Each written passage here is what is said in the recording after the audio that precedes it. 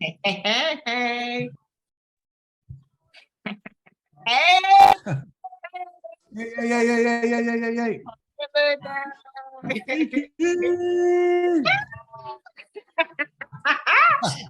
yeah. Where you at? Yeah, what, Oh my God. where you at? I'm who wants to know? Who wants to know? No, I am I mean, what I'm on a state are you little in? I'm not in the country. I'm in Mexico. I'm on a little vacation. Yeah, I needed a little getaway. Even better. It's been like Yes. it's been like a Okay. back to back to back life, so I needed a little chill. Yeah, that's what's up. And I well deserved. The hardest working man in showbiz, okay? Woo! Oh my I'm like, how do goodness. you? I can't even keep up. I mean, I be going to see you go from artist to artist, tour to tour, set to set, show to show. I'm like, Listen, woo, that's what I'm talking about. God is good. God is good. Yes, just honored, of course. Um, No, please, I'm honored to be here. I was like, I said I wasn't gonna answer my phone at all. Like, just I was like, nope, I'm not answering no calls. But then I lied. I was still on my Instagram, LinkedIn. Then I was like, I'm not answering no calls, nothing. And then I saw your message, and I was like, Kiki, what? What? I'm like, I don't care. I'm gonna make it happen. You know how it goes. Anything for family. Oh, I appreciate that. If you'd have told me you were on vacation, I would have been like, no, I'll wait till you come back. That's So, why I didn't say nothing. That's why I didn't say nothing because I you would probably like, it's okay, we can. I'm like, no, let's just do it. oh, I love you. Thank you so much. So basically, like the way I just kind of do it, the floor is yours. I've had like Draco and Kimmy and Kyra, so they kind of just, do their thing because you might have something that you just want to talk about. So it's really the floor is yours to start. All of these students have they either currently are former students of the program, and they're basically all pursuing careers in dance as a professional, but also just further past that, and just it's more focused on the mental side of the business and just being in the game versus the physical. The physical is a part of it, but I really know how important like the other side that nobody ever teaches or it shows or Of course, of course. explains. So yeah. So anyway, the floor is yours, and here I'll be here. Oh man, dang. Okay, the floor. The floor is mine. Uh-oh. And you can really Uh-oh. Okay, do, no. yeah, no. And even if it's No, questions, no. yeah, yeah. Yeah, you know what? I mean, I do have stuff I wanted to talk about, but I think I want to break the ice a little bit by getting a couple questions in, and then I can kind of get in because I'd like to kind of get to know what everybody's about on here and what stuff is important. Um, because this industry it's wild. I mean, Kiki knows it's a wild place. It's a zoo filled with wild animals with the shiniest white teeth, and then you think it smiles, but then it's fangs, but then sometimes you're so jaded about everybody being fangs that you miss out when people are really actually smiling, and then you miss out on some good stuff. So it's like a roller coaster theme park, this industry. But I would love to hear from everybody, like what are you guys interested in getting out of a conversation like this? Because I'm a Jamaican, and I came from Jamaica to I'm like 3 countries in when you really think about it. And it's funny, as I said, I'm gonna ask questions and then now I'm talking, right? I I was having a conversation with it was Paris yesterday. Because we just did the monster show and we're talking about it, and we always get passionate. Whenever I talk to Jaquel, Draco, Aisha, Lorianne, or whoever, we always get super passionate quick, Tanisha, just about the industry and this what's missing, and just colored folk, you know, the browns, the blacks, like all of us, like just how crazy this thing is, and how we have to start kind of connecting a lot more. And Paris and I were talking, and it was just like, it's something different when you're not even from here, you know? And because she's from New Zealand and came over here. And she was like, yeah, you know, we from another place. And I'm like, girl, I'm from Jamaica and Toronto. Then I was in New York, and now I'm in, like, I really like, it's a different thing when you're not from here and you come into it and you kind of witness it from the outside looking in, because it's very outsider looking in a lot, you know? But it's just so many things I want to talk about right now, but I'm gonna relax. I wish I could show you this relax sign that's on this wall right here. So every time I'm getting hype, I'm looking at this relax sign right here. But no, if you guys can just kind of give me some ideas on what you might want to talk about. Yeah. Hi, Luther. My name is What up? Kyra. What up, Kyra? Hello. So my first question is, what was your biggest personal challenge before getting into the industry, and what is your biggest challenge now? Ooh, that's a good one. I think my biggest personal challenge getting into this industry was not being here. I was an American, so the getting into the pockets of working under the table. I mean, there wasn't no visa situation like that when I was coming through, so it was a lot of who you know and getting paid under the table, and you know, connections and stuff like that. And it's at that point, I mean, now it's a lot different when it comes to male choreographers, Black male choreographers. It was a lot easier and when I say easier, I mean in different ways, because it's not easy for anybody, but a lot of directors liked working with females faster, and big commercial people liked working with white choreographers that were, you know, technical and all that. So for me, coming from the street with dance hall in my back pocket and hip hop in there, it was, and I'm a big dude. It was like a whole bunch of, I shouldn't really be here life, you know what I'm saying? So I kind of had to deal with a lot of proving myself, like having my work and my energy prove it for why I needed to be here. And, you know, thank God it worked out. But that was probably one of the biggest things for me, on top of being a Jamaican. Our parents, our families are not really that supportive. It's not very much like, oh my God, you're choreographer. It's like, what's that? Go get a job. Like, what are we really talking about? You know, so I kind of had to deal with breaking a lot of generational curses and cultural bullshit. You know what I'm saying?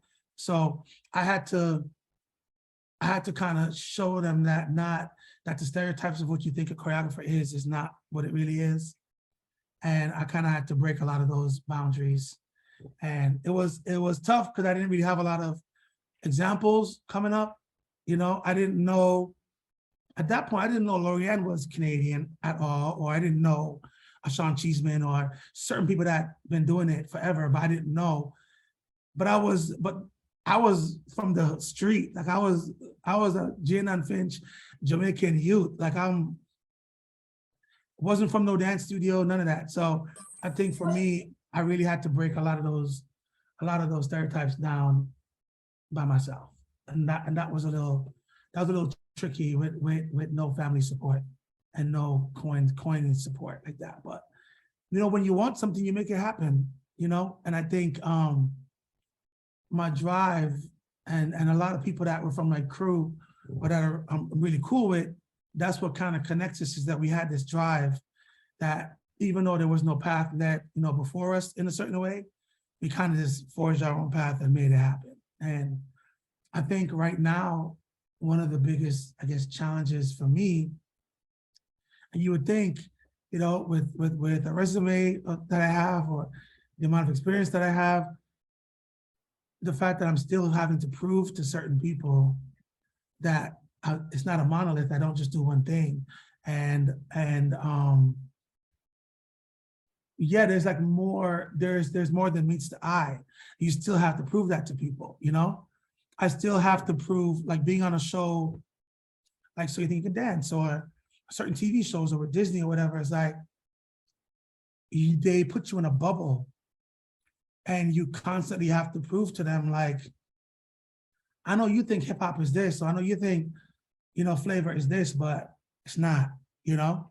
And it doesn't matter, I've been on So You Think for what, 10 years in America, like that. And I'm like the last of the Mohicans on there in a certain way. All my brothers and sisters, like, all of us was like, you can have that, it's too much. They don't get it. America don't want to see it. Like, it's weird. But I'm over there fighting the last fight, you know, Twitch is up there as well. They just don't really understand what this culture is, and they're scared of it. And because it's bigger than what they know it is, they put you in this bubble and they try to keep it over here. But we constantly have to keep breaking that barrier down, you know?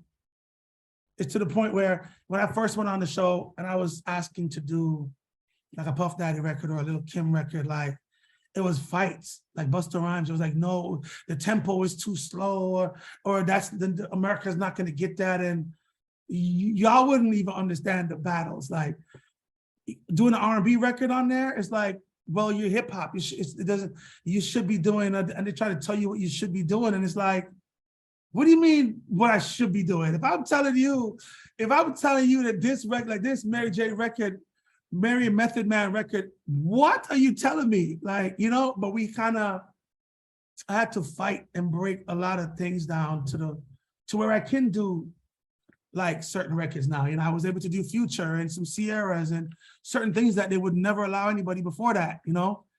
So, but you just gotta know as well how much fight you gonna fight, because not every fight is for you to fight. And sometimes you fight, you get in a certain way, and just be proud of what you broke down and continue doing what makes your heart feel good, because the mental part of it, it can take you out. And, you know, somebody else had to pull that torch after you. I hope that answered the question a little bit. Yes, thank you. Okay. Yes, sir. What up, Jay? Hey, how's it going? Good. I just wanted to ask you, what advice would you give someone like myself who is 30, who has to work like full time? So my energy is put into like full-time responsibilities, but still wanting to live and breathe the dream. And there's those points where you get exhausted and you feel like you're almost mentally battling, you know, do I go for the dream and keep that going? Or do I just settle for the residual income that's coming in and just be content with that? But knowing deep down inside, like that's not going to make you happy. But how to kind of keep going when you feel like you're kind of competing with people who are able to like be in classes, or people who are able to like make social media content on a consistent basis and things like that. Right. You know what? I mean, it's crazy. It's funny you said that. I had to do a full-time. I had to do a full-time job and all that stuff while I was figuring it out. I think the main thing is, don't quit the full-time job to just jump in cold. I think what you need to do is find time outside of that. And I know it sounds easy, especially when the full-time job is mad hours and you kind of only have a certain amount to make it happen. But you got to plan certain weekends or plan certain trips. Like, I think a lot of people think it's all or nothing. You got to be all the way in or all the way out to make it happen. But you can find spurts of moments. Like if you're trying to see what it is like to be out in LA and just experience what's happening out there, you got your full-time job, figure out when you can get that little week break and take a trip and go out there and witness it and feel it and see what that feels like for you. You know what I'm saying? Go back to the job while you continue to stack those coins and pay your bills, and find the little in-between times to make it happen. And I guarantee, especially if it's something that you want, those in-between times, instead of doing some other stuff that you find yourself doing on the in-between, you'll figure out how to make those in-between moments work for what you're really trying to do. You know what I'm saying? And when it gets to a point of you being at the job and you hate it and it's just not working, you're better off not being at that job and figuring it out. I mean, my dad said to me, because I went to university, and it's the one thing, I mean, he never, like, they never support, I love him down now, family's great, everybody's good now, but they was just so not about the supportion. But when it came to school, and I didn't know if I was gonna get into into university I wanted to or whatever, and trying to figure out how this thing works, my dad was like, everything will work the way it needs to work. He goes, you can't wait to plan it to make it perfect. It never happens like that. So if you're supposed to do it, it's gonna happen. If you're gonna jump in and do the job, and on your day off, figure it out. If figuring it out doesn't work and that job is taking you down, then let the job go. Something else will come in to fill that money up and you'll make it work. It's something about the universe that when you start saying no to certain things, all the yeses turn out. I don't know, it just works like that. So I just know that it's a reality when it comes to money and taking care of stuff. And LA is not cheap. New York is not cheap. Nowhere is cheap. So you don't need to just jump into something with no plan. But you also don't need to have the perfect written out plan to make it happen, because then you never actually start making it happen. Thank you. Yeah. Yes, boss. Yes. What up, Serene? Hi, Ms. Serene. Nice to meet you. Nice to meet My you. question is, you obviously, and we talked about this too in Kiki's mentorship, about diversifying yourself beyond just being a dancer and being a choreographer. You have great credits as a lot of different things. How do you kind of find that balance of not, focusing on one while you're on a job, right? Or like making sure, like, if you're the creative director, they're not going to make you do other things. And also, I guess, second, or would be the first part to that question, is like, how do you get to, or when do you decide that you're able to kind of, you're good at where you are for one, and you're able to move on to the next, right? Like you got where you are as a choreographer, you want to try creative directing, but still, that you're keeping up with the choreography. I think first of all, no one should like limit yourself to being one thing. Nobody should do that. But I think it's important also to be realistic with yourself, everybody. And there's a lot of job titles and positions that are not natural to just go from one to the next.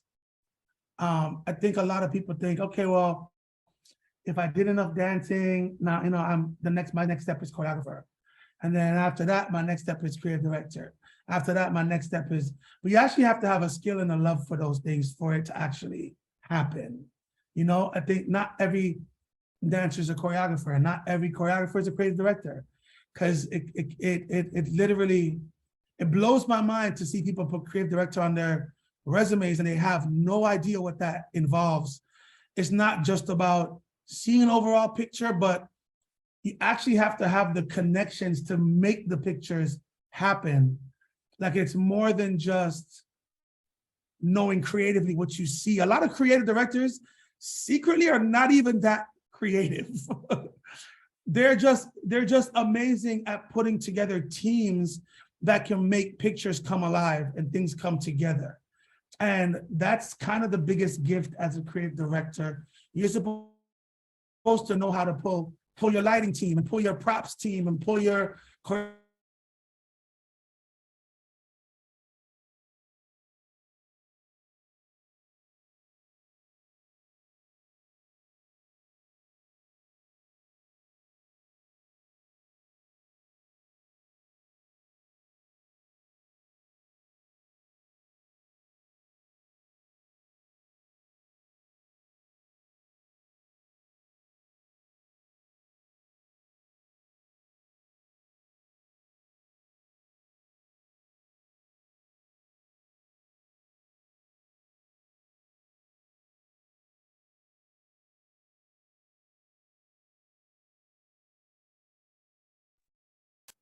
Hold on, I think he went out. Let me see.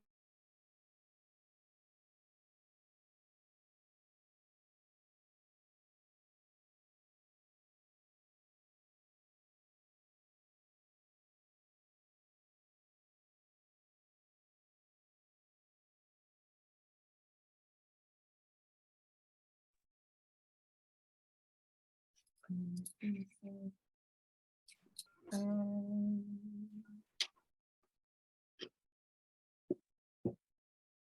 oh, there you go.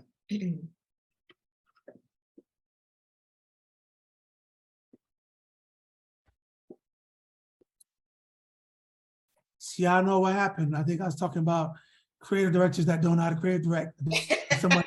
Somebody said, "Oh, we got to stop him from talking right now." I don't know what happened. I was over here like, woo, woo, woo, woo, woo. No, it wasn't that long. It just like went out for a second. But you was about to say that creative directors got to put the team together. Yeah, like you there's like so many more responsibilities to that. You know what I'm saying? So I think to answer the question, I think you have to know what other things really interest you, like for real. And when those things interest you, just never, like, always do those on the side while you're doing the thing that you are doing, because there's always times when, for example, choreography is taking me down the drain, and I like to write music. And so sometimes when that part of it is going this way, I'm not inspired there, I just jump into the music bag, and then I'm in studio sessions and I'm doing that. And then if that's not a thing, then I like to direct. So sometimes, I jump into a little director bag over here, and then it just kind of bounces around, and the inspiration comes from everywhere. So I think you should, first of all, find out naturally what you're good at. And if you're good at organizing outside of choreographing, then maybe creative directing is something that you might want to do. Maybe being on production is something you want. It's just so many things, but don't limit it, and don't try to follow what other people do, or so-and-so was a choreographer, now they're a creative director. That might not be your route. That's not the natural progression of how it goes. And I think I know some people are almost like, sometimes it's good to focus on the one thing you're good at, and not try to focus on too many things, because then nothing gets really good. But I think you got to balance that out. Sometimes you have to focus on a couple things, so that way your mind stays fresh and the inspiration doesn't go to the zero. And you manifest in other things, and you're building up those other things that you're working on while you're doing that. You know what I'm saying? And you never know the day you run across somebody and that connection happens, and then the other thing you've been working on jumps to the forefront and goes somewhere else, So, like, if you're a designer, I used to draw, I used to sketch all the time. Once again, we all draw, put on the thing, go do a real job. And we used to rip up the pictures, and I'd be like, God damn, I can't even sketch, I can't even design. When I used to sketch buildings and, do fashion and stuff, I used to do all that, and I stopped it because the family wasn't really dealing with it. And now I'm looking at it like, God damn, I could have been doing so much other stuff, you know what I'm saying? But again, I love my family. We're good. Everybody, they know the deal. So they're the most supportive parents in life, family in life right now. But all this is to say to you, don't let anybody stop you from doing things that you really want to do, because not everyone's going to understand what it is that you see in your mind, and not everyone's on your level. Some people just don't get it. And then when it turns out to be something that, oh, wow, I didn't know. And yeah, you could have shut that out if you let them stop you, So never stop the other bags, but just be smart.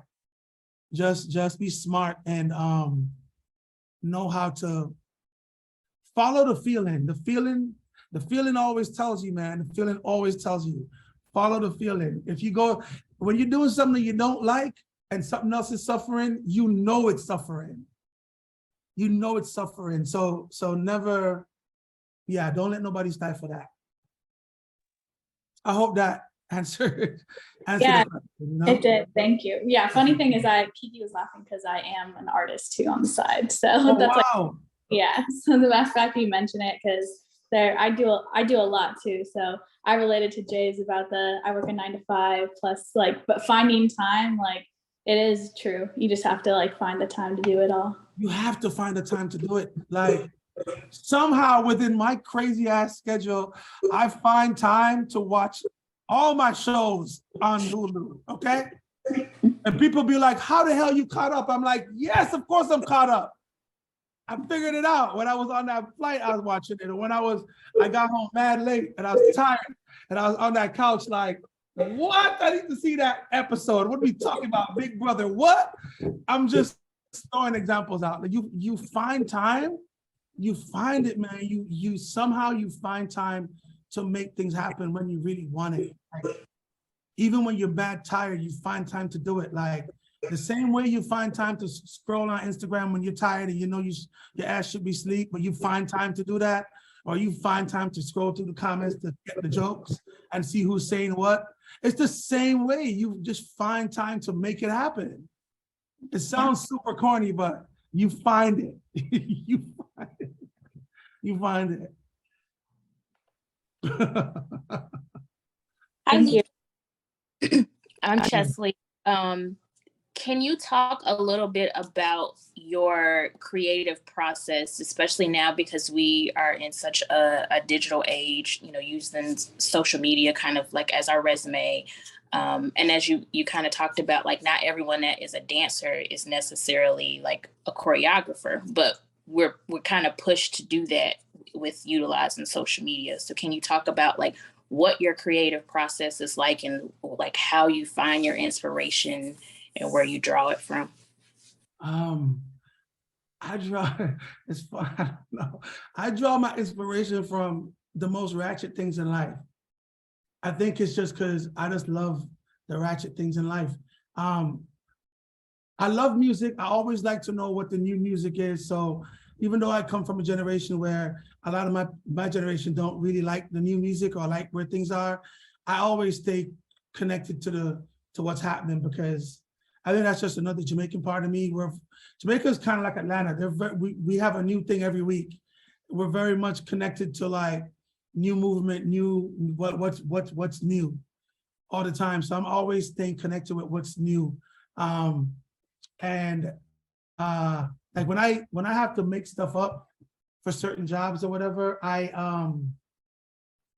always start from a blank slate, number one. I don't have like a choreography bag that I just go back to. I know a lot of friends that have a lot of material that they just like, they literally scroll through the deck and be like, I'm gonna use some of this from that, or they use a lot of choreography from other things. I can't do that. I feel I attack everything brand new and from whatever the story of whether it's a video or it's a performance, I'm like, what's the vibe? What's the story? I always have to make it a story for myself. And I go into my garage, which I turn into my studio, my dance studio, and I got these lights in there. You know, I don't like seeing stuff too bright. Cause then I look at my shirt and I'm like, what's this shirt saying? Oh, these shoes ain't too white. I gotta switch that up. So I always got it dark in there so I can just focus on a picture, you know what I'm saying? Blast the music and I just create some stuff. And if I have people over there with me as bodies, I just throw it out and they just learn it and I just move it. And I just create the picture as it goes. And I move super fast with that. I think it's just a lot of years of doing it. So I move super fast with it, but it always comes down to what's the picture, what's the story. And even if there's no big storyline for me, I still try to find an A and a B and a C. Like, what's the mission? Is this about the dance of it? Or is this about bringing like lifestyle to it? Or is this about just giving moments? Are we just supporting the artist right now? Is this, you know, and I kind of go through it that way. And that determines how many steps is necessary because not everything's about all these steps, you know? I think when you're starting out, you think it's all about these goddamn steps. And you get so stressed when you watch these videos, you do music videos and you're like, damn, they didn't put none of that in there. They're never gonna put any of that in there. Music videos are the worst. They never put anything you want in there. unless the artist is dancing like Michael Jackson, or if it's a serious dancer artist, they're never gonna put the steps that you want in there. It's just, but you kind of like, as you like, the more seasoned you get, the more you realize it's not about any of those steps, and you can start to figure out how much work you have to actually do. You know what I'm saying? And then once you figure that out, it kind of gives you the blueprint of what you need to do when you're creating stuff. And we all get to a place where there's like no inspiration. Either the record sucks, or you have a bunch of dancers in there that suck, or the artist sucks. You know what I'm saying? Or like the wardrobe sucks, which takes the whole energy of everything you're doing and makes it all suck, you know? Or not for nothing, everything you're coming up with sucks. So there's a lot of those moments, but you just have to find a switch. Either you turn that off and go look at something that you really love and be like, okay, I need the energy of that. I don't want the steps of that, but I need the energy of that. You know, sometimes when records don't inspire me, I look back at like, I'm like, so what do I want to pull out of this? And I'm like, you know, I remember when Janet did that performance and she came down the thing and Tina had them, they were all so smooth. I just want something smooth. And then I go back and look at a performance that was mad smooth. And then I'm like, okay, so I just need to be a smooth vibe. And I don't recreate that, but I recreate the feeling that I get from when I watch it. And I'll be like, I want people to feel like what I just felt like when I watched that, you know? And so that's kind of the things that kind of help me, whether it's an old music video or you start Googling up some pictures. It sounds random, but you start Googling up like super fresh images that because there's a lot of cool directors out there and photographers that have these crazy images. And you can look at an image and be like, whoa, that just inspired my whole life. And then you go back in the room and play that music, and then something else comes out of you that wasn't coming out before. So you kind of have to get it from everywhere. You have to figure out how to pull it in from everywhere. And not for nothing, if you can't pull it, get somebody around you that has it that you can pull from them. You don't want to steal nobody's shit. You don't want to use nobody. But it's like if you're not motivated, get somebody in the room that's hyped. That'll help you get motivated. And sometimes when their energy's up, it kind of forces your energy to go up, and then you end up creating stuff that you was never going to do if they weren't in the room. But now that they're in the room and the energy's hype, you know, get people and movers that love to move. We all know people that just love to move. You play that music and they're already on their head spinning and doing some crazy shit. And you'd be like, I don't need all of that. But all that energy that they're sliding and all that, it like hypes you up. And then you're like, yo, try this. Yo, what about if I do this? What if I do that? And then it's always good to have people like that around you, because it helps keeps you in what's happening right now, number one, and it helps kind of like motivate you to do some stuff you wasn't gonna do. Thank you. Yes.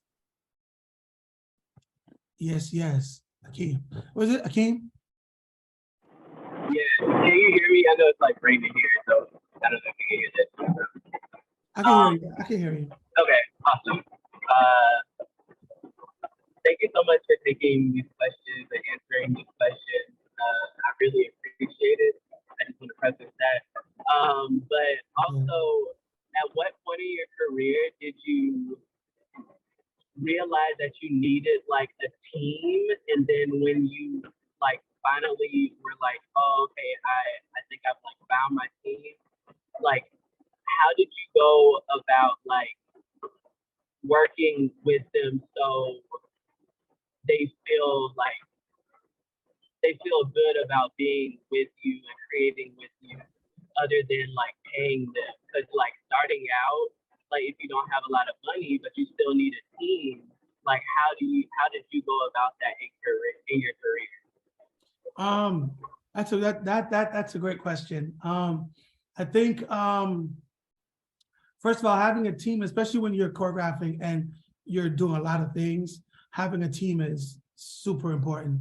I think for me, I'm a vibes person, and I'm all about a vibe. And like whenever people come in session with me a lot. Like if I'm, I use my garage a lot, and a lot of people come in there, and the energy in there, because first of all, I love to laugh, so I'm always laughing, and I'm super efficient, so I like to get in and get out. I don't want to be there all day and have people wasting their time like that. So I think when you create a nice vibe and people like coming around and people like being in that energy, it makes it easier for you to start to see who you connect with more when it comes to putting your team together. You know what I'm saying? Because I have certain key people, like Alessandra's always with me, or like, you know, Josh will be always with me, or Laurel will always be with me.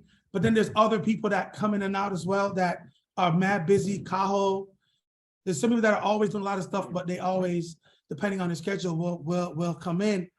I think the biggest thing on building a team is your energy. Your energy has to be right. Like, nobody likes working with assholes. And if people feel like you respect their time and their energy, they will fight the fight with you. Meaning, like, when certain jobs come up that are not paying money like that, and I think a lot of people think once choreographers get to a certain place, every job comes with that money, and it doesn't. People still need to come in and session and figure stuff out without a big budget price first. That's just the reality. But you want to have an environment that people feel comfortable and not used. You know what I'm saying? And if you shout people out whenever you need to, because a lot of people, especially nowadays, people join teams for shout outs now, and it's kind of the wrong way to go about it, because if you're just there for the shout out, like, you kind of we got to do a job. We got to build up a repertoire first before I'm just going to be like in here shouting everybody out. Like, could we get some jobs done? Could we do something first? You know, I think the first thing you need to do is like your team and feel the energy with the team. Do some jobs so we all know how we work together. And then once that starts to feel like we kind of know the flow of it, I'm telling you, the biggest thing is respecting people and respecting their time. If you respect someone's time and you respect people's contributions and their energy, you're not gonna have a lot of fight back when it comes to, damn, I'm doing this thing and there's zero budget, but I gotta pull some shit together. Could we come through? People are gonna be down to come through and just get it cracking, because they know that when it materializes and when it gets to the bigger picture, that the team's gonna benefit. We're all gonna benefit, you know what I mean? And then when it's time to shout people out, you shout people out. And when I say when it's time, it's like some people shout people out the first day, but it's like, you don't even have nothing. Like, what did you shouting out a team, but what is your team? Like, no one even knows your team. I think you should get your team together first and then become a team. And then later on, as it's moving, then it makes sense for the big team shout out. You know what I'm saying? I think, but I keep going back to the same thing. It's about respect. If you respect people and let them know throughout the process that you respect them and you respect their time, your team will stay together longer and fight certain battles with you. And then it'll make sense for everyone in the long run. You know what I'm saying? And also to understand that people are doing you a solid. When you understand that part of it, as the leader of the team, it makes everything make more sense, because then you make them understand that I know if you're working with me right now and I'm not paying you like that. So if you have something to do, I can't make you feel bad for not doing something with me if you have something to do, because I know I'm not paying you like that. So I think when people can feel comfortable knowing that you trust them and you got them, and if they have to dip out, you respect that. And then when they come back, they don't come back walking on eggshells because they had to do something else outside of you. I think once all that energy sorted out, then your team is good to go. And you also have to, as somebody in charge of a team, you have to start to realize when people start to grow and start to accommodate for that as well. You know, because people start to grow, and nobody wants to be on a team where they're growing more than the team, and you're not letting them know that you know that, or you see that, you know what I'm saying? That's why I keep going back to the respect thing. Because a part of that respecting is realizing what they're doing for you and how it makes everything work for everybody. You know what I'm saying? So there's no real guidebook. There's no real guidebook. It's really, because this is a people job. So it's really about knowing the people that are working with you. Because everybody's a different character. Jesus, seriously. Characters, you know what I'm saying? Some of the best teams got the craziest characters. You just got to know. You got to watch you got to be like, okay, it's after 6. This one's not going to give you no ideas. So we got to leave this one. This one is the before 6 teammate. This one is the after 6 teammate. This one's not going to go to the floor for anything I want to do in this room. So we're not going to bring this one in here for that. And, you just got to start to know your energies too, because as much as you're catering for the team, you still got to cater for your goddamn self. You can't be in there catering for everybody and walking on eggshells for your team, and you can't feel good and you can't express yourself the way you're supposed to. So you just got to walk a fine line of protecting yourself, but also looking out for your squad. I hope that gave some type of It did. Thank you so much. Thank you so much. I feel like I sometimes overstand a little bit, like when I do have a team, and like I get like to the point where I'm walking on eggshells trying to ask them to do stuff. Yes. Because I'm like, oh, you're here for free, and I want to like, yeah. So that definitely helps, though. That definitely helps. The respect because you got to remember too. I mean, and sometimes I forget it for myself, and people remind me. But it's like, yeah, you're doing this for free for me, but do you understand the people that you're meeting when you're in my rehearsal or when you're in my garage?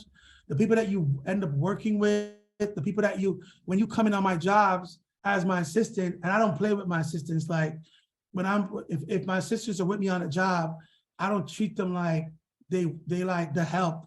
They're my team. So people know that. And when I respect them, people respect them. And so many people leave my jobs with me and getting a whole bunch of other jobs just because people saw them working with me. So you can't undervalue what you're bringing to it too. So yes, it's for free, and yes, it's an experience situation or whatever. But we're all building each other. Like, you're getting benefits from this shit too. So stop playing. Go over there and try to get someone to pay you on the first job when you get in here. It don't work like that. Jamaica not going to pull you in the room just out of the first day she saw you in the class. You got to build up for Jamaica to even want to respond to your message. Like, you know what I'm saying? Like, so if you get the chance to be in the presence of certain people, you got to humble it down a little bit, and don't take disrespect or don't take any type of abuse, but remember that you're coming into something that has been built before you. So come in with that energy. And if you're a person that has the opportunity of bringing people into that, don't forget that either, because you'll end up walking around on eggshells, feeling crazy, asking people to do favors, and oh my God, it's been an hour. I can't keep them past an hour. Now, if you want to be here, you got to be here. Like, we're not going to be here for 12 hours, but you're not going to be in there looking at your clock like, oh my God, I've been here for 2 hours. Like, how much longer is it going to be? Then I'm not the person that you need to be assisting. You need to go to somebody else with that, and respectfully like that. You know what I'm saying? Like, you just got to start to find people that are on your rhythm. Don't dumb your shit down for nobody, but don't treat people like shit, because it don't work. It don't work like that.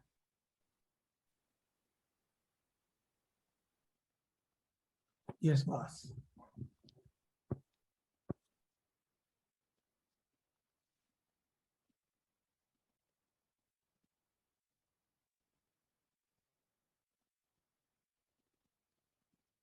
I see a hand up. Robin? Yes. What up, Robin? Hi. It is a pleasure to meet you. Thank you for being here. So for me, I aspire to be a dance agent. Yes. So for someone like myself starting from the ground up, besides social media, what is a way for me to network and connect with someone like yourself? I think it's outside of social media, or I think it's about going to events, going to events that choreographers go to. Like, for example, I don't be going nowhere. I don't be going nowhere, but there are people that go places that I don't go to, but they can tell you how to get in touch with me. You know, you gotta see who's like, you gotta see who knows who and how to get a hold of certain people. Like, you're not gonna see Fatima at certain carnivals or Agite, or Right. like you're not gonna catch her at Monsters or a convention. You just Right. have to kind of know, like, you're not gonna catch Fatima, but you can catch Dubs and you can catch Tia. And then from Tia and Dubs, you can figure out how to get in contact with Fatima.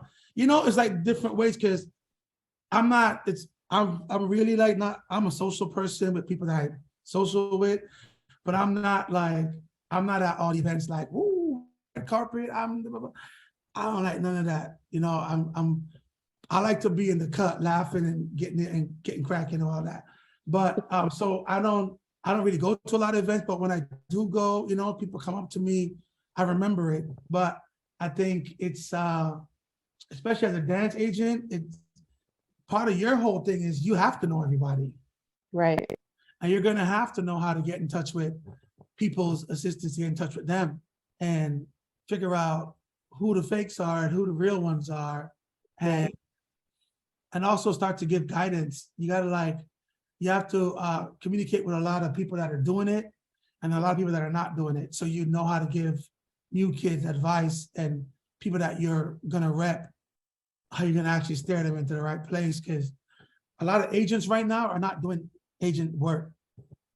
They're just looking at Instagram and just passing pictures around and you know, signing papers and taking 8 months to do it and not even get the right deals for people. So I think anybody trying to come into this agency situation right now, you kind of have to educate yourself on what stuff is happening behind the scenes with dancers and choreographers, like, so that when you do deals for people, or when you meet or you try to get the right clients, you kind of know how to usher them into the right stuff, you know? So you're not just like, hey, I'm the new agent, send me your stuff, and then you ship it off to the same people that everyone else is shipping it off to, because then you're not really taking the game up, you know? I think once you come in with a certain fight and a certain, like, I know everyone that's doing what they're doing, and I know who the dope ones are, and I know who the not dope ones are, and I know what you're supposed to be getting, and I know what these management people are pulling behind the scenes, so I know how to send a nice email to kind of cut it up a different way. Those are the stuff that'll make you as an agent stand out from everybody else. Everyone's gonna know that you're trustworthy and that you got them in a certain way, you know? Yeah. So Okay. it's really Thank you about so much. communication. Yeah. I see another hand up. Nikita? Hi, Luther. My name is Nikki. I just wanted to ask you, what would be like your number one piece of advice for dancers that are trying to like get started in the industry, working like commercially or just working with a lot of choreographers like yourself? Like, what would be your best piece of advice for them? Best piece of advice is to be pleasant, and not to be like a lot of new people try to introduce themselves a lot, and they're very like, hey, this is me. But sometimes you need to not be that, hey, this is me, and let your gifts show up first, and then you say that, hey, this is me. I think it's really about being able to do a lot of people's stuff and being able to pick stuff up quick, especially if you're newer. I think people like people that can pick up fast and could add a performance level to their choreography. And because everyone's choreo is so different, you have to be smart to know who to give what energy to. Like, you can't give Jaquel the energy that you're gonna give a Fatima, or that you're gonna give to Sandra, or a Nappy Tabs, or a me, or a Sean, or a Draco, or, you know what I'm saying? Everybody wants so many different things, but the one thing that we all want is a dancer that knows who they are, number one, and they're not trying to be somebody else. They have good attitude. They're on time. That on time thing is such a big thing. Showing up on time and getting the job done, like with no talk, all this extra talk and all these, I know, why don't we do this, all that, we don't need to hear none of that. We need you to come in, catch these steps, add your vibe to it, and, you know, understand the assignment. I think, so it's just about coming through and experiencing stuff and learning as you go. Because no real, you can say a guidebook, but everything is so as you go. You just have to walk in there and be a sponge, but not be a robot sponge. Like, if you're in the room and you just do exactly what we say, but with no additive, like, there's no extra shoulder hit, it's kind of like, it's not inspiring us.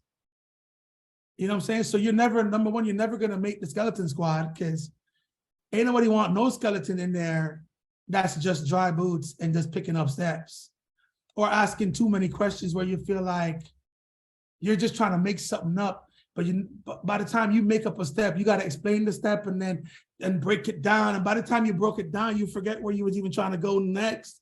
And then you'd be like, it's too much.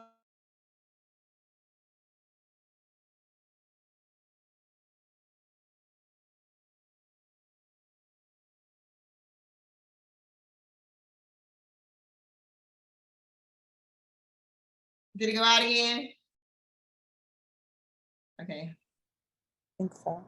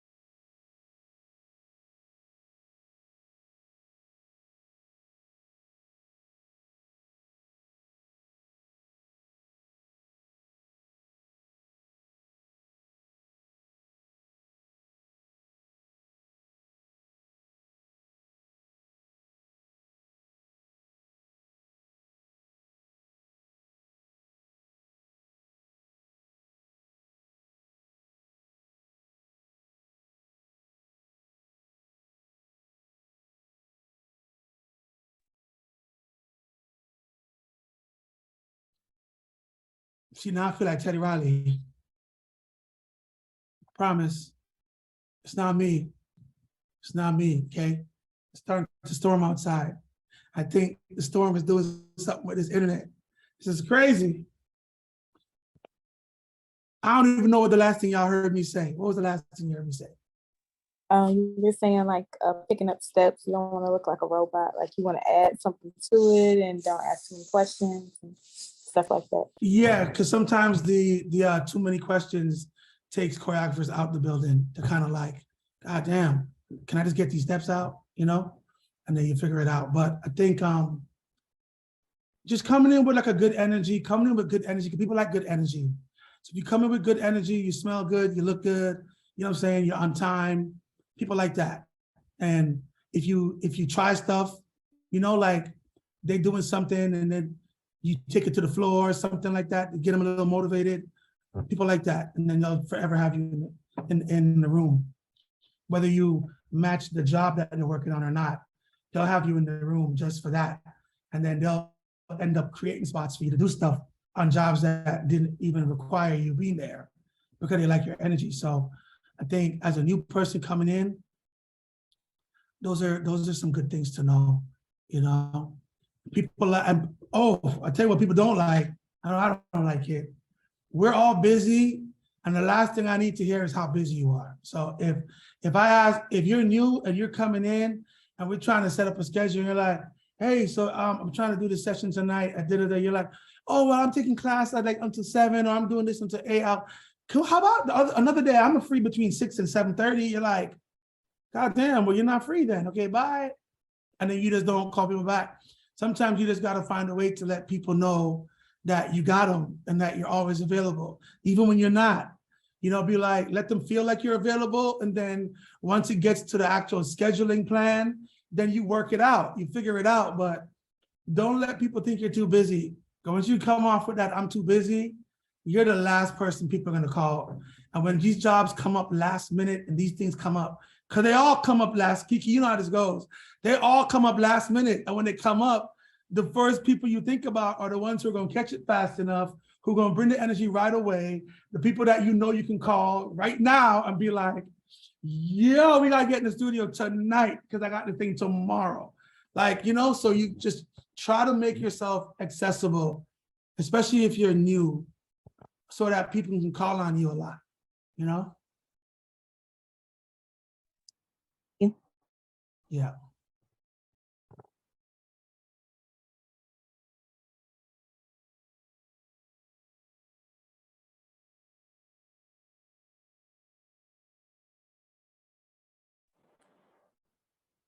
Hi, Luther. Can you hear me Hey, okay? what up, Ariel? Hey, it's so nice to meet you. And as everyone said, thank you for joining us today. Really appreciate it.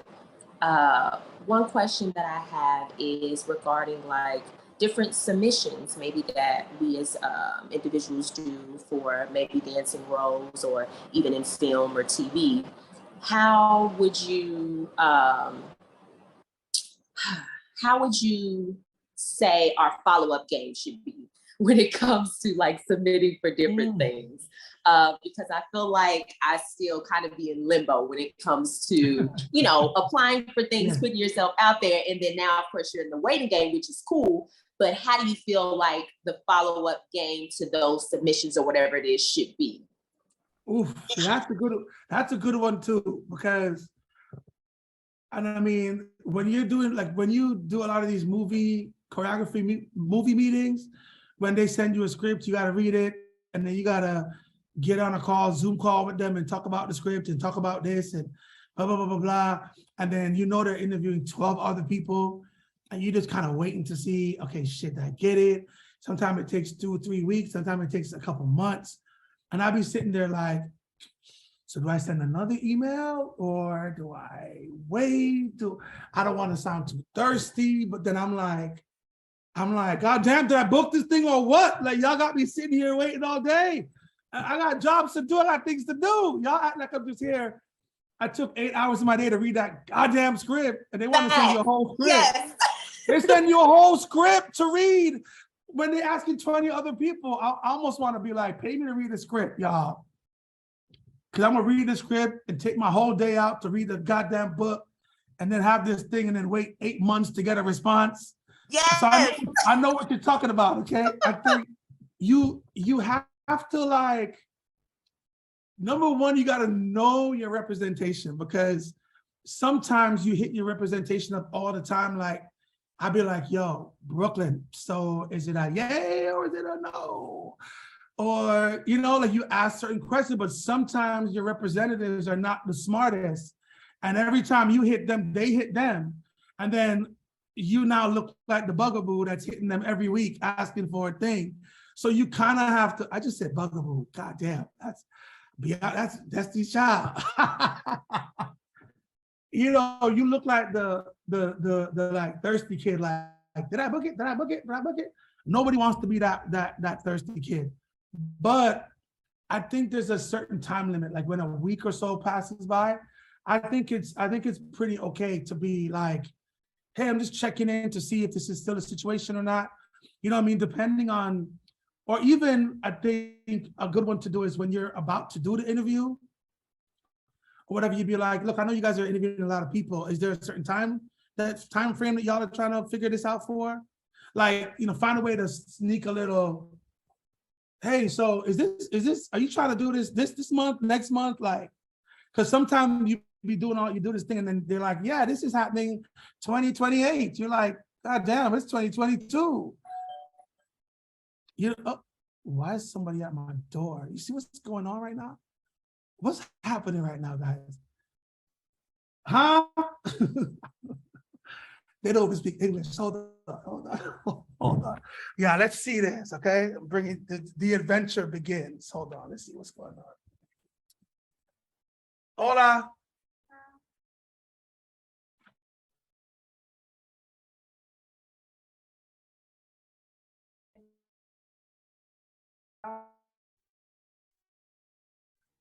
What is that?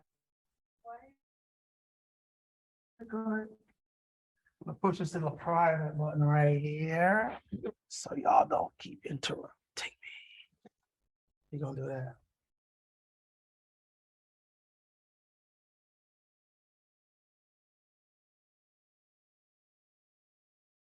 Let's go.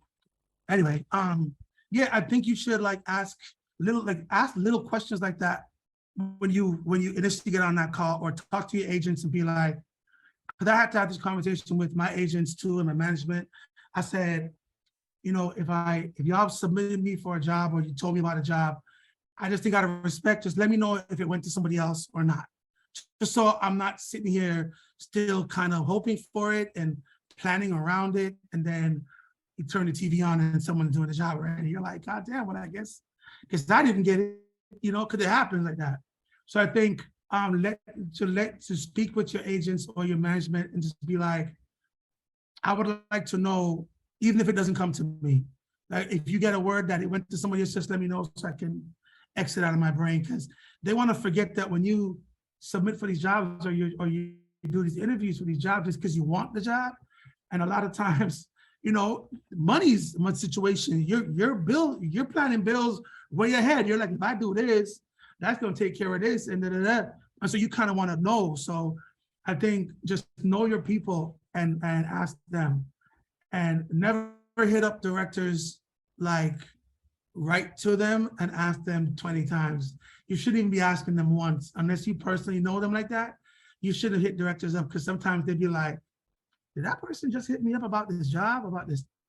That's crazy. And then they put you in the box of, you're the psycho, you know what I'm saying? So you just have to kind of know who to hit up, you know what I'm saying? Sometimes it's the rep of the advertising firm or whatever. Just be like, hey, do you know if that situation materialized or not? Or sometimes you just have to pay to the game. If no one's giving you information, pay that shit. Just be like, guess I didn't get it, and be off to the next.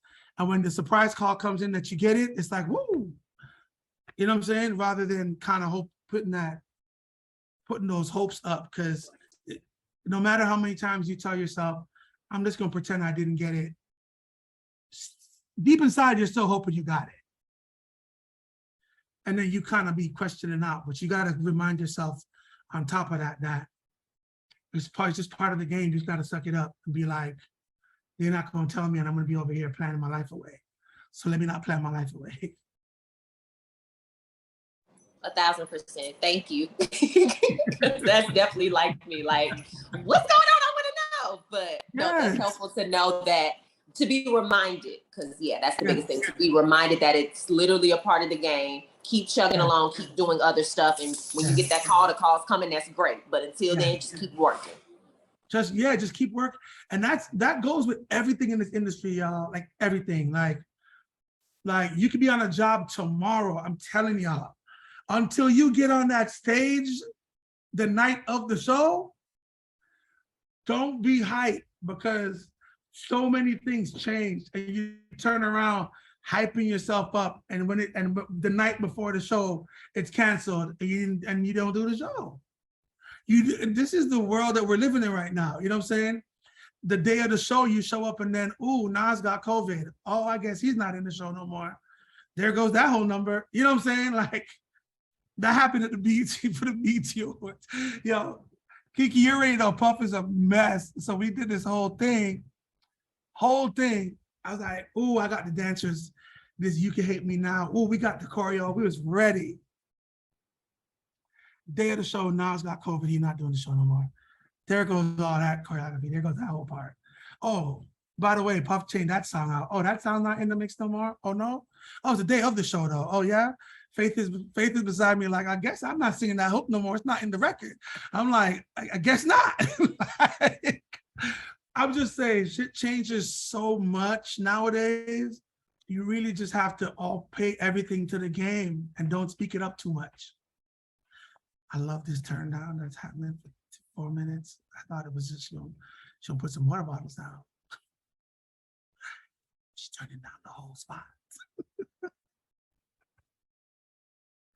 Sorry. Go ahead, my bad. I hope that answered the question, y'all. Sometimes I stray, but.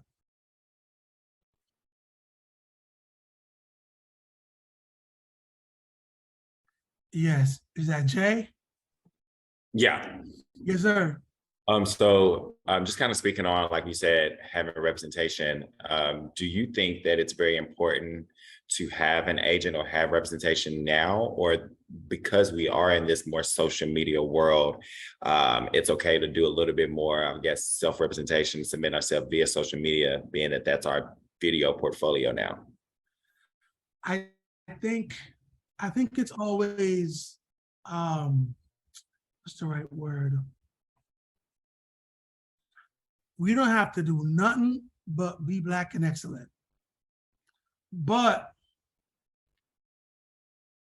having an agent is a plus. Sometimes you don't need to be dealing with all the finance talks with these managements and labels and stuff and artists that you work with. Sometimes it's good to not have that conversation with them so that they strictly stay with you on the gift and they deal with all that paperwork stuff with somebody else. But even when you have an agent, I still think you need to be on your own. You still need to be about yourself. Like, you still need to go out there and hustle, and you still need to make the connections, and you still need to be on top of it, because a lot of agents now don't do those things for you. They used to back in the day, but they don't do that for you no more. All they do now is wait for you to get it. Bye. She want me to say bye. Like,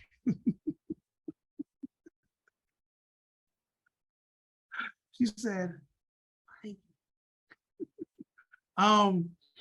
yeah, agents kind of nowadays, they just kind of wait for you to bring the stuff in, and then they do the paperwork and stuff.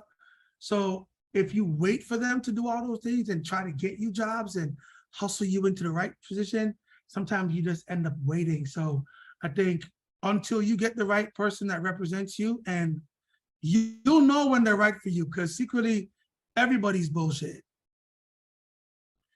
You just have to deal with the ones that make you feel not as crazy. I'm just giving you the real talk. You know what I'm saying? As a person that right now I'm with MSA, Brooklyn's my manager, but I was with Block, you know what I'm saying? I was with GTA, and they're all great people, but everybody got their quirks. Everybody has their things. And if you call into the agency and they don't know who you are every time you call in, they might not be the ones for you. Or, they might know who you are every day and hyping you up, but they never get you a job or they never get you nothing. But you just got to deal with what makes you feel okay. Like, if you're okay with, because you're still hustling, you're still doing your own thing. But if at least when you call in, they give you an energy that makes you feel like they're your people, then that's where you need to be. You kind of have to find what works for you and who works for you. And don't let them dictate whether you need them or not. Because you don't, as I say, you don't need to be nothing but incredible and Black and everything else that you are. You know what I'm saying? And the agency and the management, all that stuff will come together and the right one will happen, and it probably won't be the first one. It might not even be the second one. It might be the third. It might be the one that you say you're never going to ever go back to, and then that's when you find the right person to rep you. So I wouldn't say to not have one. I would just say to not put it all in their hands.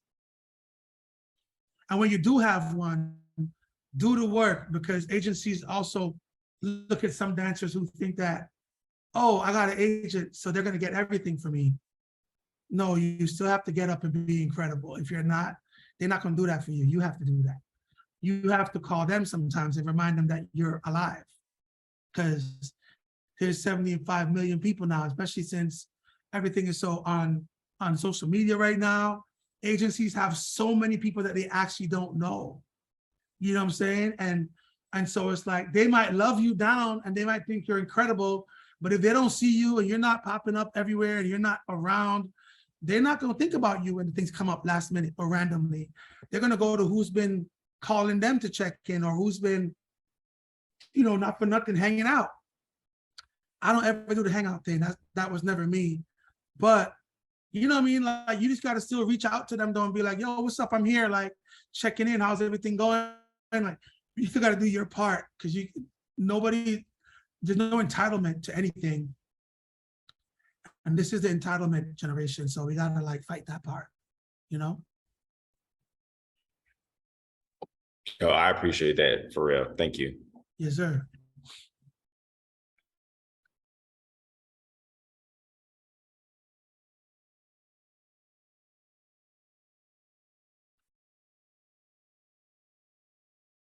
I can't believe she stopped me and said, bye, girl, go.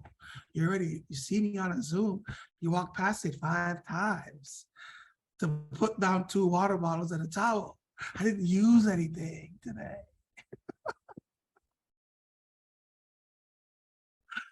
Oh God, this is amazing. So wait, is everybody, where's everybody here from? I'm originally from Philadelphia, but I'm in Scottsdale, Arizona now. Okay. I'm originally from Chicago, but still currently living in Memphis. Got you. I'm from Augusta, Georgia, but I live in Charlotte, North Carolina right now. Got you. I'm from a lot of places, but originally from Dallas right now, and then I'm in Atlanta. Okay. I'm from Dallas, but now I'm in Atlanta. Bam. I'm from Des Moines, Iowa. Got you. I am from Jacksonville, Florida, Duval. But I'm in Atlanta. Okay, boom. Okay. Go ahead, whoever that was. I'm from Philly. Now I'm living in Atlanta. Okay. I'm from Detroit, Michigan. Detroit. Yes, Detroit. I used to go to school in Windsor, right across. I went to Wayne. I did a program in Wayne State. Did you really? I graduated from Wayne State. Let's go. I wanted to be on the fraternity over there, but they chopped me. They're like, no, sir, your passport says Canada. Nice try. Find one over there. And I was like, never. They don't look like me over here. So there went my fraternity days. But I was in Detroit every day. I went to school at University of Windsor, right across the bridge. Detroit. I'm from Durham, North Carolina. North Carolina. I'm currently living in Tuscaloosa, Alabama. Okay, so this is everyone's from everywhere. I'm from Nashville, but I reside in Atlanta now. Let's go. I'm from Des Moines, Iowa, and I just hit my 1 year in Atlanta like 2 days ago. Yes, congratulations. How does that feel? Feels amazing. Feels like this is where I belong. Oh, that just made my heart feel a certain way. When it feels like that, you like it don't always feel like that. So when it does, you gotta appreciate that. That's good. That's what's up.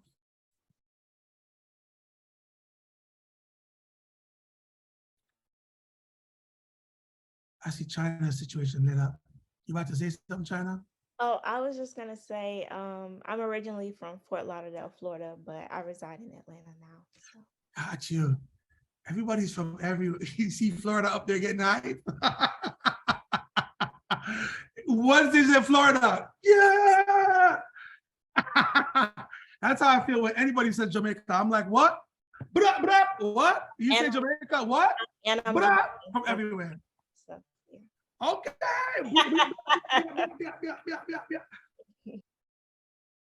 Yes. I love it. I love it. I love it. I love it. So how many of you guys have been to LA? Do you guys want to be like, do you guys want to go to LA? Is that a part of everyone's plan?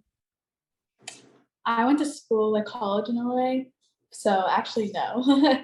I went to UCLA, so it was nice being out there, but I've kind of done that dance and kind of done dance in certain different areas of the US. So Atlanta is kind of where I really like, especially like the film and television industry that's out here. So that getting into that more. But LA is cool. I liked it. I mean, I love the dance out there too, but it's really expensive.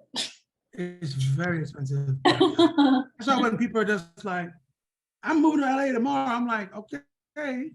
Right. I think it's just like, you move to LA and then you realize, oh, to get from here to there is, that's far? Okay. Oh, you gotta have a car. Oh, the Ubers are adding up. Oh, got it. Oh, the streets are mad empty. Oh, okay. Oh, nothing's happening. Oh, the culture is weird. Got it. Okay. You're like, what did I come here for again? You gotta love it. Like, you have to know why you're going to LA. You really have to know why you're going. And it's like a niche market. It's like everything is out there, but it can be the most alone place in the planet.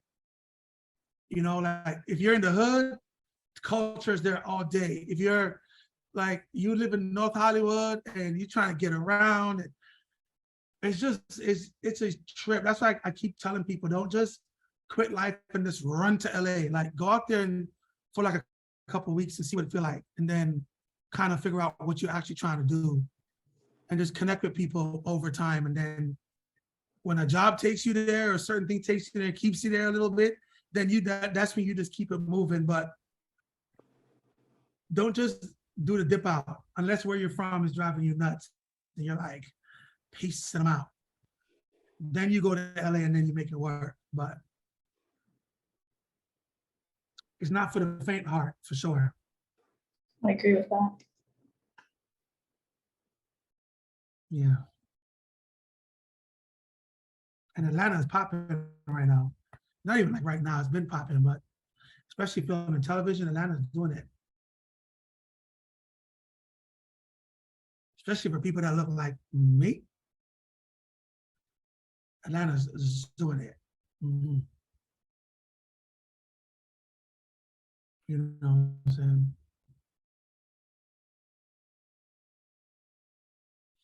I like these guys, Kiki. Yay! Okay, I have one question for all of them. Like, because you are heavy when it comes to like working on tours with artists. What's one thing that you would say they need to be mentally ready for, prepared for, and just going into the touring world? Ooh. Pull out your papers and pads. No. And that's gonna be a whole nother night.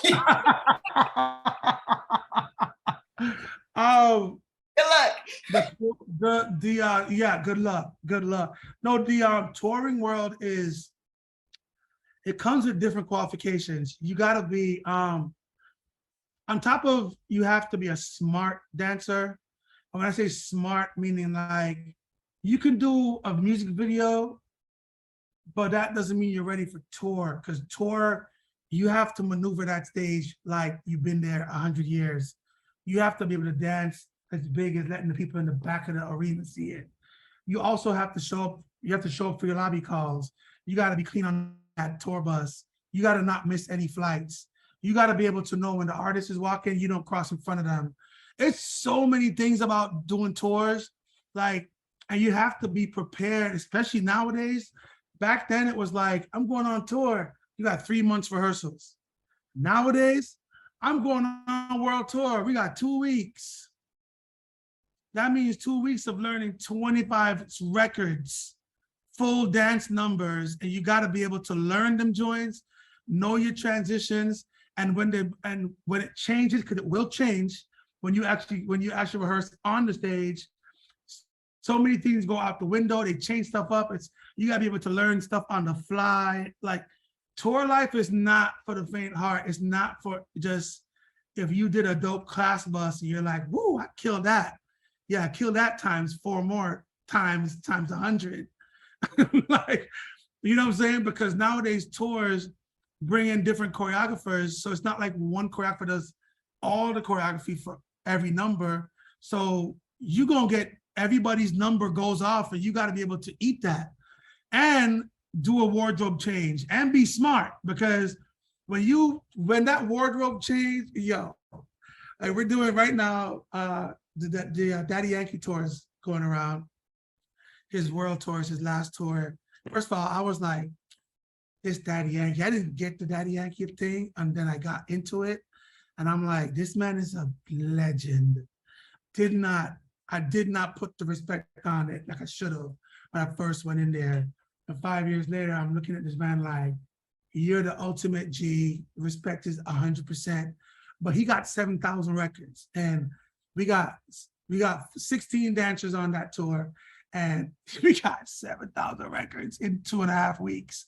And them dancers have to run from this level to the third level to come back to do this thing, to go in front of this light and be on this thing. And they change outfits like 5 times in the show. So it's like, outfit change, put on the big bobblehead. Okay, I can't see through it. Okay, got to figure it out. You got to come through the little back part. Oh, you got to run to the 3rd floor. You only got 2 8s to do that.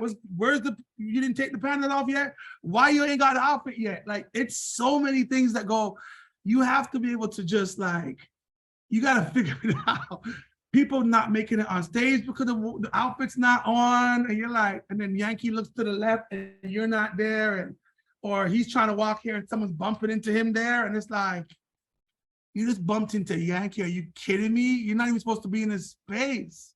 It takes a different type of responsible dancer, and I think that's why a lot of people that do tours do a lot of tours, because people know that they're responsible. So once you know that someone's responsible, you're gonna keep hiring them for that tour. And when people know that that's the responsible one, other people hire them for the tour, because you'd be surprised how many dancers don't get called back because they missed lobby calls. The bus is waiting for them to leave and they're the last one to wake up.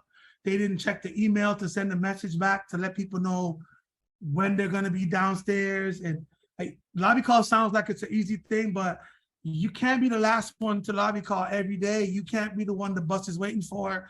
You can't be the one that messed up the hotel room and they gotta pay for that. You can't be the one that perform and throw your outfit on the floor, and then wardrobe is like, yo, that dancer just keeps throwing the outfits on the thing, or it's one big circle and everybody's stuff is moving like machinery parts, you know what I'm saying? Literally, like everybody's calling every different part. And so you have to be able to juggle all that and still be the dope dancer, you know?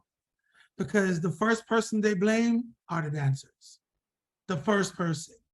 And it's so bullshit, but it's just like what I told them Yankee kids, like right before the tour started. I said, a lot of these people, I say these people, I'm talking about the people that do all the content, and the ones that are building the stage, and the ones that are the props and the wardrobe and the makeup artists. They think your job is the easiest. All you're doing is just dancing. And they don't know that you're scientifically figuring out everybody's mistake and making it work. You're making the lighting when the lighting don't work look good. You're making when the artists don't go to the right spot look good. You're making the wardrobe that's probably trash look good. Like it's all those things you're making look good, but the one time you're off your game, you throw all those things off the line and then they come back and blame you for it. So you have to be, it's unfortunate, you know, it's the same thing as like when they say, you know, a Black woman, you got every single X against you. You gotta be, you kind of have to do 17 times what you gotta do, like, just to make sure that, you know what I'm saying, it's not fair, it's not right. I have to let people know that, you know, I majored in English, bitch, the fuck you talking to? Don't act like I don't know how to talk, even though I just say it like that, but you know what I'm saying? It's like we have to always do more. And as dancers, we have to do more because they think your job is the easiest because it looks fun. It looks fun. So, and a tour dancer, you make it look fun, but all them other little things will take you out the game. And you'll be the person that nobody hires. So I hope that answered the question for people that's trying to do tours. It is a lot more than just Instagramming a different country every day. And woo, we on the yacht today. Woo, we on the plane, private jet, tongues out, bikinis is popping. Everybody got the new shoes lit. Everybody's laminates showing. Woo, tour backstage, all access, like all those things. Because people do that. And then it's like, yeah, but then you were late. And so now you got fired. Now you're not on the tour anymore. Or yeah, you posted a laminate and now people are counterfeiting laminates to get in the show. So now you made them have to change all the laminates for everybody that's on the tour, which is a strong 2,000 people, because that's Crafty, that's the tech people, that's the sound person. Everybody's laminate now got to change because your dumb ass was hype posting on Instagram. You got a tour pass. It's little things like that be making them think the dancers are the worst in the game, even though we're the ones that's like making all their shit look good. We're the ones that's like, they program lights and then the program makes it work, but y'all got to go out there every day and make it actually work. You know what I'm saying? So a part of that is to do that job, but also do your job off the job, so that all the fights we're fighting for that, all these dancer rights and all these things to go up can go up, you know? So tour dancing, it's amazing if you're on your shit. If you're not, bye. It's not us, you know, it's not you, it's us. Okay, bye. It's very that. It's like, oh my God, you were so amazing, but you definitely won't be doing this run to Japan. We definitely are gonna not have you come back with that. Thank you so much. Give us that laminate back. And don't be losing the laminates either. I'm just talking these things because people be losing these things who were super careless, and then them shits be costing you like $75. They'll be like, give me the $75 for that laminate. You're like, oh, it costs? Yeah, it costs. It's so, no, you know, I've done so many residencies in Vegas, you know what I'm saying, between Janet, Gwen, that Britney joint, J-Lo, and it's like, some dancers just be careless, and you're like, so you lost your pass again?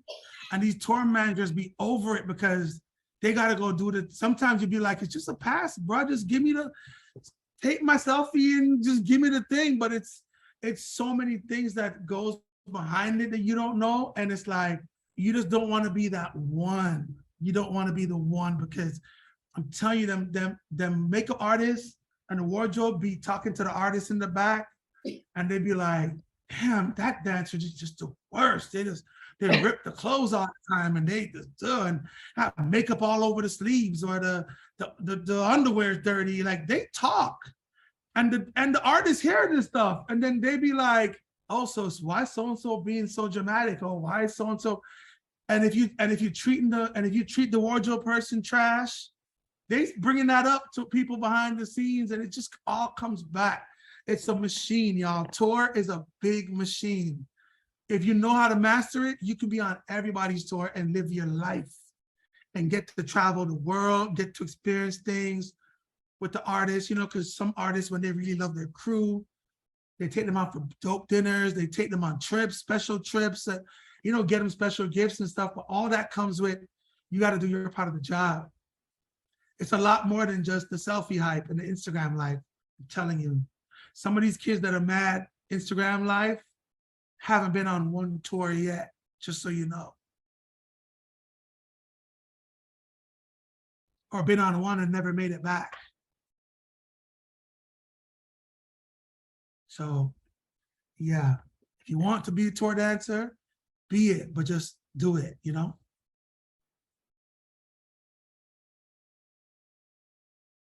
Kiki, you know what I'm saying?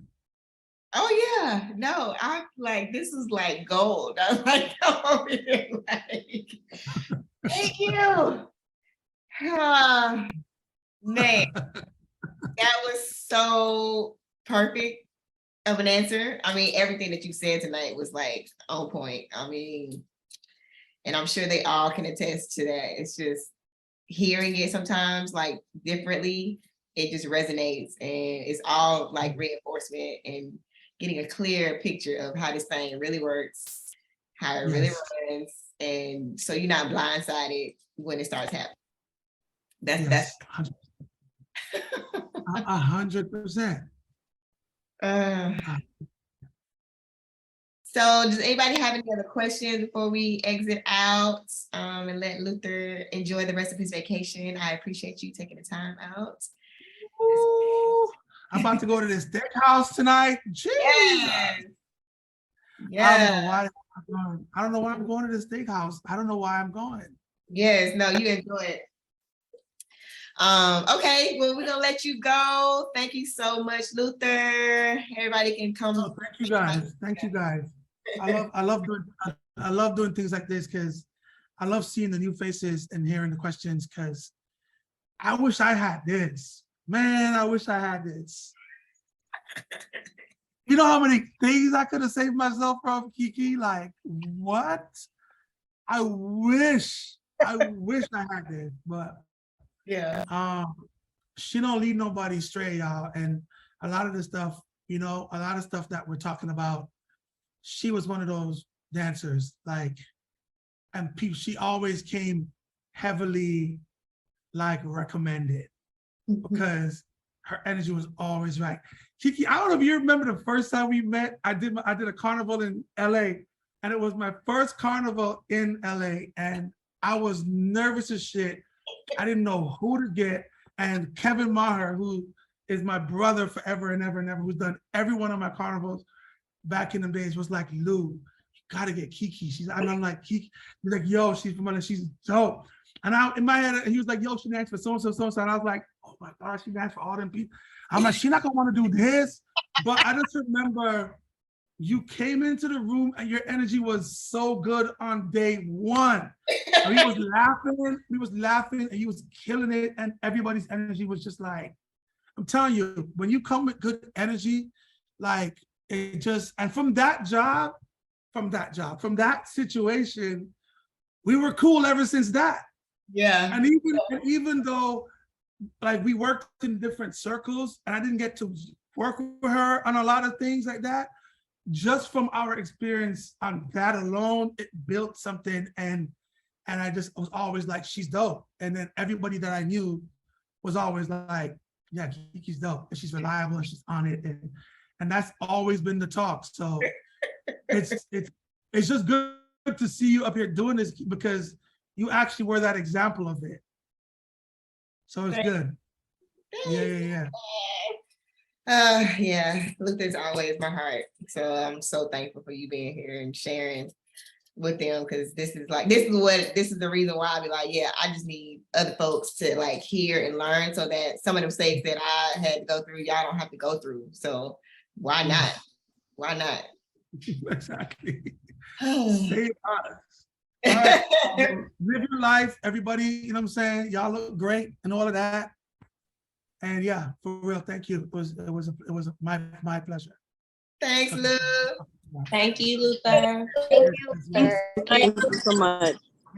Thank you. Later, All y'all. right, guys, Thank enjoy you. your vacation, Lou. Woo!